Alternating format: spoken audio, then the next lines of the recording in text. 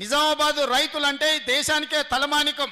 పంజాబ్ హర్యానా రైతులతో పోటీ పడి గిట్టుబాటు ధర విషయంలో కానీ రైతుల సమస్యల విషయంలో పోరాడాలి అని అంటే భారతదేశంలో హర్యానా పంజాబ్ రైతులతో పోటీ పడి నిరసన తెలపడంలో ప్రభుత్వాలను గడగడలాడించడంలో నిజామాబాద్ రైతులకు పెట్టిన పేరు.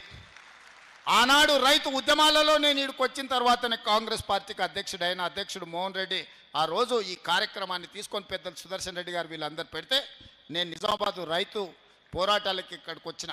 ఆ తర్వాత నేను పిసిసి అధ్యక్షుడైన. అలాంటి నిజామాబాద్ రైతులను నేను అడుగుతున్నా, మీరు చెప్పండి, 25,50,000 మంది రైతులకు 21,000 కోట్ల రూపాయలు 2 లక్షల వరకు రైతు రుణమాఫీ చేసుంటేనే లెక్కలు చూసి మరి కాంగ్రెస్ పార్టీకి ఓటేయండి. ఒకవేళ 2 లక్షల రూపాయల వరకు 25,50,000 మంది రైతులకు 21,000 కోట్ల రూపాయల రైతు రుణమాఫీ చేసింది నిజమైతేనే ఇవాళ కాంగ్రెస్ పార్టీకి ఓటేయండి.